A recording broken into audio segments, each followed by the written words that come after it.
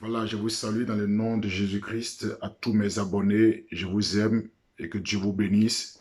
Sachez que vous n'êtes pas seulement mes abonnés, mais vous êtes mes sujets de prière parce que chaque jour, je prends 5 à 10 minutes pour prier pour tous mes abonnés afin que la faveur et la grâce de Dieu demeurent sur votre vie et que vous ne manquez de rien.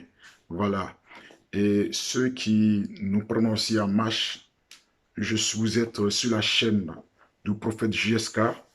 Voilà, ici nous parlons de tous les sujets, nous parlons de tous les sujets, nous parlons vraiment de les sujets de prière, des grands thèmes que nous abordons. Et s'il y a des thèmes de la société, des faits de la société que nous pouvons utiliser pour enseigner, nous le faisons. Donc, soyez richement bénis. Vous êtes au bon endroit, vous êtes sur la bonne fréquence. Voilà, de la révélation de la parole de Dieu. Nous décortiquons la parole de Dieu, les thèmes qui sont difficiles à traiter. Nous les traitons par l'aide du Saint-Esprit. Donc, soyez bénis. Notre rendez-vous, c'est tous les mercredis, comme je l'avais annoncé au début de ma vidéo. Tous les mercredis, mais ce mercredi 5, le mercredi 5, je n'ai pas pu le faire parce que j'étais fort empêché. Je m'en excuse et voilà. Et la prochaine fois, je me ferai fort vraiment de respecter les rendez-vous et respecter les rendez-vous. Je vous aime dans le nom de Jésus-Christ. On avait déjà euh, entamé déjà plusieurs thèmes et le dernier thème que nous avons traité, la vidéo encore là sur la chaîne, c'est l'Église face à la polygamie. Voilà, l'Église face au vent de la polygamie. Donc, vous pouvez consulter ma chaîne pour visionner cette vidéo. Vraiment, c'est très enrichissante. Voilà, vous serez bénis. Et nous sommes toujours dans le tempo du mariage aujourd'hui. Le thème que nous voulons traiter, c'est le mariage mixte. Le mariage mixte. Quand je parle du mariage mixte, la question que je voudrais poser, est-ce que il est permis à une sœur en Christ d'épouser un non-chrétien? Ou alors, est-ce qu'il est permis à un chrétien, un frère en Christ, de marier une femme qui n'est pas chrétienne? Parce que dans nos églises, aujourd'hui, il faut qu'on le dise, c'est interdit. C'est interdit, ce n'est pas permis, ce n'est pas encouragé. Voilà. Donc, on te dira, même si on te dira que non, c'est pas permis, c'est pas possible. Donc, nous allons voir rapidement dans la parole de Dieu pour vraiment nous guider une fois pour de bon. J'ai dit, faisons parler la parole. Faisons parler la Bible. C'est la Bible qui parle. On fait trop de suppositions. Non, il paraît que non, si on fait comme ça, il va y avoir tel résultat. Laissons la Bible parler d'elle-même. Voilà. Si c'est clair dans l'esprit de tout le monde, c'est clair. Si la Bible dit, alors c'est clair. Si la Bible ne dit pas, alors faisons ce que la Bible nous demande de faire. Mais pour cela, nous allons voir l'Ancien Testament et le Nouveau Testament. Nous allons voir l'Ancien Testament. Qu'est-ce que l'Ancien Testament dit? Vous comprenez qu'aujourd'hui, l'Ancien Testament est le livre, ou du moins la Bible hébraïque. Ça veut dire que les Hébreux, les Juifs aujourd'hui, le livre qu'ils utilisent comme livre saint, c'est l'Ancien Testament. C'est de la Genèse jusqu'à Malachie, ce qu'ils utilisent. Maintenant, l'Église, la doctrine de l'Église est basée sur le Nouveau Testament, sans toutefois rejeter l'Ancien Testament. Parce que l'Ancien Testament nous révèle le Nouveau Testament et le Nouveau Testament confirme l'Ancien Testament. Vous comprenez? Mais l'apôtre dit, je crois au Galates, il a dit que l'Ancien Testament, il dit, est l'œuvre des choses à venir.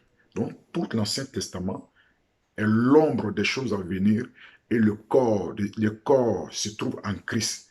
Ça veut dire que Christ, quand il est venu révéler, il est venu parfait. Tout c'est pourquoi il a dit que je ne suis pas venu pour abolir la loi, je suis venu pour la rendre parfaite. Donc, le Nouveau Testament est la perfection de toute la parole, toute la révélation de Dieu. Voilà. Donc, nous allons voir ces deux livres pour nous situer. Qu'est-ce que rapidement l'Ancien Testament dit au niveau du mariage mixte? Et je voulais faire comme ça, on peut survoler rapidement. Quand vous allez, on va aller un peu chez nos voisins très rapide et puis on va venir dans la Bible. Nos voisins, ce sont les musulmans. Qu'est-ce qu'ils en pensent du mariage mixte? J'ai lu trois sourates qui interdisent le mariage mixte. Le mariage mixte. Parce que tu vois qu'il y a pas souvent, il y a certains passages de la Bible qui se retrouvent dans le Coran. C'est pourquoi je fais rapidement chez le voisin. Donc, et avec les juifs, ils sont tous des cousins, des mêmes voisins. Donc voilà, je fais un truc comme ça pour un peu éclairer l'entendement de chacun de nous tous. Voilà. Donc, dans l'islam, il y a deux versets, il y a deux sourates d'une façon explicite qui interdit le mariage mixte. Et il y a une sourate, la sourate chapitre 5, chapitre 5, le verset 5, là, n'interdit pas, mais ouvre une porte au mariage mixte. Ça veut dire, mais c'est bien spécifié. C'est l'homme, c'est-à-dire l'homme musulman qui a la permission de marier un non ou une non-musulmane si cette dernière accepte de devenir musulmane. Mais la femme musulmane n'a pas cette permission de marier un non-musulman. Voilà. Et ça, je le dis ça comme ça, c'est pour notre information, pour notre culture. Voilà. Et maintenant, quand nous venons dans l'Ancien Testament, qui est pratiqué par les Juifs, par les Hébreux jusqu'à aujourd'hui, comprenez que dans le judaïsme, le mariage mixte est interdit. Le judaïsme ne permet pas le mariage mixte, c'est interdit. Et il y a deux versets que nous allons prendre dans la loi de Moïse pour exprimer cela. Dans Deutéronome chapitre 7, quand nous prenons Deutéronome chapitre 7, qui nous dit, Deutéronome chapitre 7, le verset 3, il dit, tu ne contracteras point de mariage avec ces peuples. Tu ne contracteras point de mariage avec ces peuples. Tu ne donneras point tes filles à leurs fils et tu ne prendras point leurs filles pour tes fils. Deutéronome le dit. Ça, il n'y a pas besoin d'interprétation. On peut prendre aussi Exode, le chapitre 34. Exode, le chapitre 34. Nous allons lire à partir du verset 15 jusqu'au verset 16. Il dit, garde-toi de faire alliance avec les habitants du pays, de peur que, se prostituant à leur Dieu et leur offrant des sacrifices, ils ne t'invitent et que tu ne manges de leurs victimes, de peur que tu ne prennes de leurs filles pour tes fils et que leurs filles se prostituant à leur Dieu n'entraînent tes fils à se prostituer à leur Dieu. Donc dans ce texte ici, ces deux textes sont catégoriques. La loi hébraïque interdit ici aux Hébreux de ne pas contracter de mariage mixte. Et ici, le problème, c'est que ce n'est pas le mariage même qui est quelque chose, mais c'est la crainte. Il dit de peur que tes fils ne soient entraînés après leur Dieu. Parce qu'en mariant ces femmes étrangères qui adorent d'autres dieux pourraient entraîner le cœur des fils d'Israël vers ces dieux-là. Parce que comprenez que quand Israël est sorti de l'Égypte, est venu s'établir à Canaan. Au Canaan était habité par plusieurs peuples, les Jébusiens, les Cananéens, donc c'était beaucoup. Voilà, c'était un des peuples nombreux, mais qui adoraient, qui étaient des idolâtres, qui avaient des pratiques vraiment très abominables. Ils faisaient passer leurs enfants par le feu, ils faisaient des sacrifices humains, toutes ces choses-là, pour adorer leur Dieu. Or, cela était en horreur l'Éternel. Donc l'Éternel avait rejeté, vomi ce peuple-là. Alors il a décidé de les remplacer avec le peuple d'Israël. Donc il dit à Israël, quand vous arrivez, ne vous associez pas à eux par un lien de mariage quelconque, de peur que vous fassiez ce qu'ils font. Voilà. Donc, voici la raison pour laquelle la loi de Moïse interdisait le mariage mixte. Donc, la peur d'aller après d'autres dieux. Ça, c'est l'Ancien Testament. Maintenant, qu'est-ce que nous dit le Nouveau Testament? Puisque nous posons la question, est-il permis à une chrétienne ou un chrétien de contracter un mariage mixte avec un non-chrétien ou non-chrétienne? Qu'est-ce que le Nouveau Testament nous dit? Parce que nous parlons de la doctrine de Jésus-Christ. Le Nouveau Testament est la doctrine de Jésus-Christ. Amen. Voilà. Et donc, qu'est-ce que le Nouveau Testament nous dit? Quand vous lisez le Nouveau Testament, vous comprenez que le Nouveau Testament n'a pas parlé sur le cas ou n'a pas interdit le mariage mixte. Le Nouveau Testament n'a pas dit que le chrétien ou la chrétienne ne doit pas marier un non-chrétien ou non-chrétienne. Le Nouveau Testament n'a pas dit ça. J'ai dit, faisons dire à la Bible ce qu'elle dit, mais ce qu'elle ne dit pas, ne le disons pas. Voilà. Ne faisons pas des suppositions. Non, si tu fais ça, il doit avoir tel résultat. Non, non, non, nous ne sommes pas des chimistes. Ce que la Bible dit, c'est ce que nous suivons et ce que nous écoutons. Maintenant, qu'est-ce que le Nouveau Testament dit? Comme je l'ai dit, le Nouveau Testament a parlé, a intervenu. Le Seigneur Jésus-Christ lui-même, il a parlé sur le mariage. Il a parlé sur le mariage d'une façon générale. Donc, ça veut dire que le Nouveau Testament a parlé du mariage d'une façon générale. Où l'apôtre Paul dit que chaque homme est sa femme. Le Seigneur, en 1 Corinthiens chapitre 7, chapitre 7, et nous allons lire le verset 12 à 16. Nous reprenons le verset 10 jusqu'à 16. Qu'est-ce que le 1 Corinthiens dit ici? 1 Corinthiens chapitre 7, le verset 10. Je lis la parole du Seigneur. Aidez à ceux qui sont mariés. J'ordonne, non pas moi, mais le Seigneur, que la femme ne se sépare point de son mari. Si elle est séparée, qu'elle demeure sans se marier ou qu'elle se réconcilie avec son mari et que le mari ne répudie point sa femme. Ici, c'est un ordre, parce que Paul dit ici, il dit à ceux qui sont mariés, j'ordonne, non pas moi. Donc c'est un ordre que la femme ne se sépare pas de son mari. Et si elle se sépare de son mari, qu'elle ne se marie point, ou alors qu'elle se réconcilie et que la femme, l'homme aussi ne répudie pas sa femme. Donc, il dit c'est un ordre du Seigneur.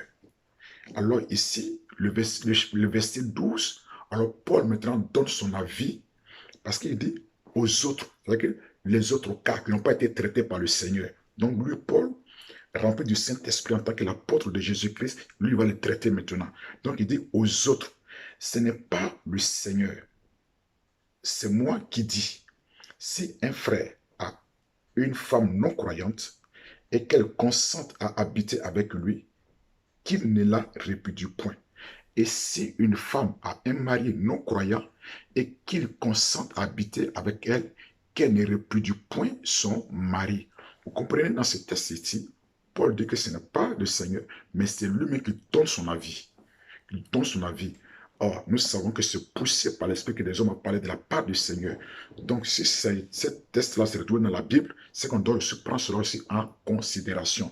Donc, Paul donne son avis. Et Paul, même plus tard, il va dire, soyez mes imitateurs comme je le suis de Christ. Donc, il nous demande de l'imiter. Donc, on peut aussi écouter ce qu'il est en train de dire. Donc, Paul dit que, il dit, si un frère a une femme non croyante, et qu'elle consente à habiter avec lui, ça veut dire quoi? Si un frère a une femme non croyante et qu'elle consente à venir habiter avec lui, ça veut dire qu'elle n'habite pas avec lui. Ils sont dans l'état de fiançailles. Ils n'habitent pas ensemble. Ils sont encore dans l'état de fiançailles. Donc maintenant, si elle accepte de venir habiter avec lui pour consommer le mariage, pour vivre une vie de mariage, que l'homme ne la répudie pas parce qu'elle est non-croyante. L'homme ne doit pas la répudier parce qu'elle est non-croyante. Donc l'Église ne doit pas l'obliger à renvoyer sa femme ou alors lui refuser le mariage parce qu'on va dire non, sa femme est non-croyante. Non.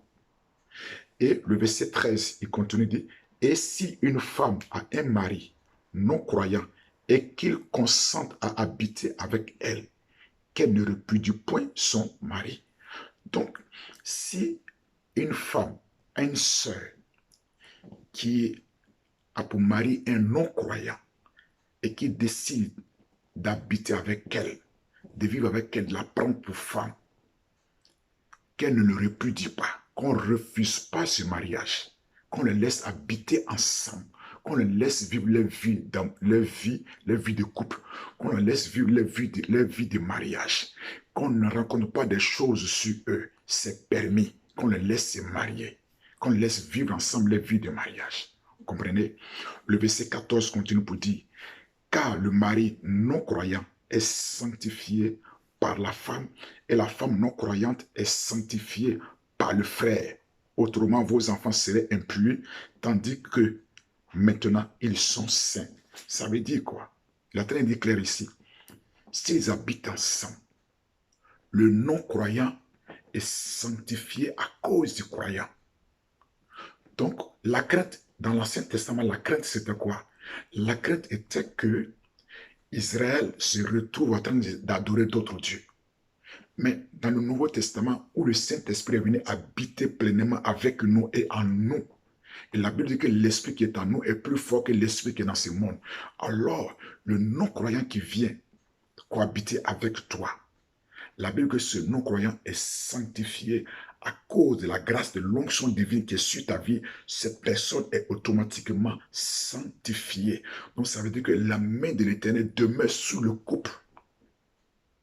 Et donc, ce couple vit et béni si comme les deux étaient chrétiens. Quand bien même que l'autre ne soit pas encore croyant. Vice versa, si c'est l'homme qui n'est pas croyant, à cause de la femme, l'homme est sanctifié. Il dit, s'ils ont un enfant ensemble, c'est ce qu'il dit. Il dit car le mari non croyant est sanctifié par la femme, et la femme non croyante est sanctifiée par le frère. Autrement, vos enfants seraient impurs.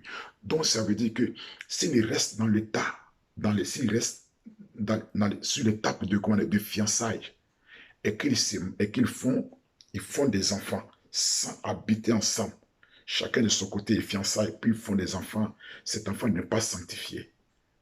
Cet enfant n'est pas sanctifié, il va considérer comme un enfant de péché. Mais s'ils habitent ensemble, Dieu les sanctifie et l'enfant qui naît d'eux, la Bible précise bien, autrement vos enfants seraient impurs, tandis que maintenant, ils sont saints. Donc quand vous habitez, vous cohabitez ensemble. L'enfant qui naît de vous, c'est un enfant saint. Un enfant saint. Donc, à cause de la foi de l'autre, celui qui n'a pas la foi est sanctifié automatiquement. Je ne suis pas en train de dire que celui qui ne croit pas va aller au ciel. Non. Mais il reçoit la grâce, il est sanctifié. Il est sanctifié. Les influences, s'il avait des influences, mais à cause de l'onction de Dieu qui est là, la personne est sanctifiée et sous la grâce de Dieu. Voilà. Sous la grâce de Dieu. Et quand nous disons, le verset 15 dit que, mais si le jour un décide de partir, s'il décide de partir, c'est lui qui est parti, donc tu le laisses partir, il sort de la grâce de Dieu. Il sort de la grâce de Dieu. Et toi, tu gardes ta sanctification. Il n'est plus sanctifié, mais aussi longtemps qu'il restera avec toi, il restera protégé, sanctifié. Et le verset 16 nous dit, car que sais-tu, femme, si tu sauveras ton mari, ou que sais-tu, mari, si tu sauveras ta femme? C'est une question qui est posée. En mariant un homme qui n'est pas chrétien, ou une femme qui n'est pas chrétienne, il dit, est-ce que tu sais que par cette action, tu peux le sauver? Est-ce que tu peux le sauver? Est-ce que tu le sais? Donc, il y a des maris qui ont été gagnés, des non-croyants, qui ont marié des femmes croyantes, et par la suite se sont convertis. Donc, la Bible atteste nous clairement ici que le mariage mixte, une sœur peut marier un non-chrétien. Un frère peut marier une non-chrétienne. Ma sœur, mon frère, si dans vos assemblées, ma sœur, si quelqu'un, une personne veut t'honorer, un païen, quelqu'un qui ne connaît pas le Seigneur, mais quelqu'un de bien, qui veut t'honorer, ne refuse pas cela. Il y a beaucoup d'hommes de Dieu, beaucoup d'églises qui ont empêché des sœurs de vivre leur vie. Et elles sont malheureuses aujourd'hui. Ils ont voulu les réserver pour des gens. Et ils sont restés comme ça jusqu'à les femmes sont restées dans l'église sans se marier. Ou alors, il y a des gens qui étaient prêts à les marier. Vice-versa. Et les femmes sont en train de vieillir dans les églises. Ils sont en train de vieillir. Les frères mecs à l'église, ils se cherchent encore. Il n'a pas encore eu à manger, au mariage, il va penser. Et la soeur dans l'église, elle est en train de vieillir. Or, il y a une personne qui veut l'honorer, qui veut l'amener au mariage. Tu veux l'honorer, habiter avec elle, faire des enfants avec elle, vivre avec elle. Alors, n'empêchez pas cela, ma soeur. Si tu as une telle proposition et que tu sais que c'est un homme de bien qui va te respecter, qui va respecter ta foi, qui va te respecter, qui va t'honorer, honorer devant tes parents. S'il veut te marier, dis à tes parents. Si tes parents sont d'accord, dis à ton pasteur. Si ton pasteur ne veut pas, prends mon numéro, je vais célébrer ton mariage. Le mariage est déjà célébré. Je vais célébrer ton mariage. Voilà. Je vais célébrer ton mariage. Donc, ce n'est pas interdit. Le mariage mixte. Et une sœur en Christ peut marier un non-chrétien. Esther, elle a marié un roi païen. Et c'est elle qui a commencé à diriger plus tard la nation. Et quand son peuple a eu des problèmes, c'est parce qu'il était au palais, la femme de ce dernier-là, qu'elle a pu sauver son peuple. On a besoin que nos sœurs soient dans les palais présidentiels.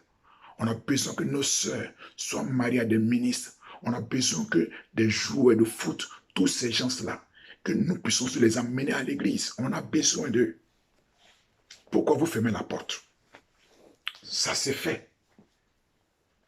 S'ils ne font pas, moi je vous dis que ça s'est fait. Venez me trouver. Je vais célébrer votre mariage. Je suis là. Je suis prêt pour ça.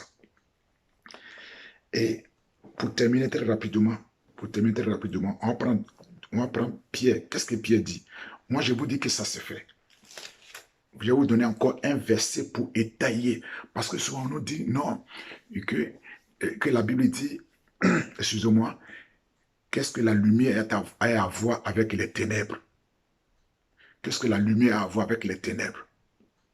Ne vous associez pas à ces personnes. Non, ce n'est pas du mariage qu'il est question. Là, dans ce cas, il est question des cultes œcuméniques.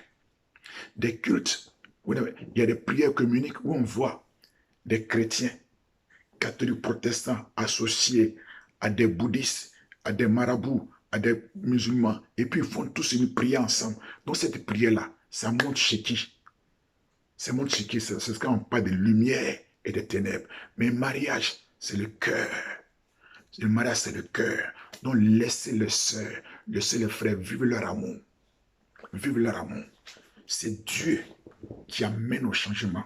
C'est Dieu qui amène au mariage.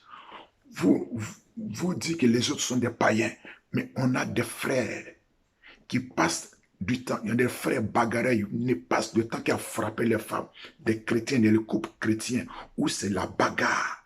Le monsieur il a tellement frappé sa femme que sa femme n'a pris dedans.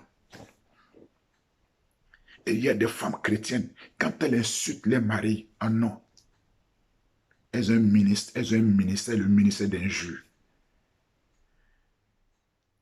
J'ai assisté à un témoignage un jour dans une église où un frère disait que sa femme elle a le ministère de bavardage.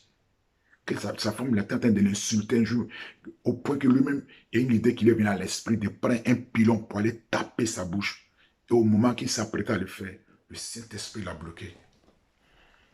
Donc, pourtant, il y a des femmes qui ne sont pas chrétiennes, mais qui respectent le mari, des hommes qui ne sont pas chrétiens, mais qui respectent le mari, qui n'osent même pas porter main à leur femme. Donc, ne nous dis pas que un frère ne peut pas marier une non-chrétienne ou une sœur ne peut pas marier un non-chrétien. C'est pas vrai. C'est pas vrai. Si le monsieur est bien, la sœur peut le marier ou le frère peut la marier. Voilà, on va rapidement un Pierre. On va lire rapidement un Pierre. C'est un Pierre, le chapitre 3. Un Pierre, le chapitre 3, verset 1 à 2. Un Pierre, chapitre 3, verset 1 à 2. Et vous allez comprendre un Pierre, chapitre 3, le verset 1 à 2. Pierre dit, femmes, soyez de même soumises à vos maris, afin que si quelques-uns n'obéissent point à la parole, ils soient gagnés sans parole par la conduite de leurs femmes, en voyant votre manière de vivre chaste et réservée. Amen. Ici, Pierre donne conseil aux femmes qui sont mariées à des hommes qui ne sont pas chrétiens. À des hommes qui ne sont pas chrétiens. Et des femmes, soyez de même soumises à vos maris, afin que si quelques-uns n'obéissent point à la parole, ils soient gagnés sans la parole. Donc la femme chrétienne qui va dans un foyer où le mari n'est pas chrétien, tu peux le gagner par ta conduite. De par ta conduite, tu peux le gagner. Il dit, s'il ne respecte pas, le texte dit, si quelques-uns n'obéissent point à la parole, ils soient gagnés sans parole par la conduite de leur femme, sans que tu ne parles femme. Tu ne parles pas, mais par ta conduite, le respect que tu as pour ton mari. Tu lui donnes sa place de mari. Tu lui fais à manger, tu ne contestes pas, tu ne rentres pas dans les disputes inutiles. Parce que tu as l'esprit de Dieu en toi, tu te mets au-dessus de certaines choses. Et par ça, son cœur est gagné au Seigneur. Il vient au Seigneur, par ta conduite, il vient au Seigneur.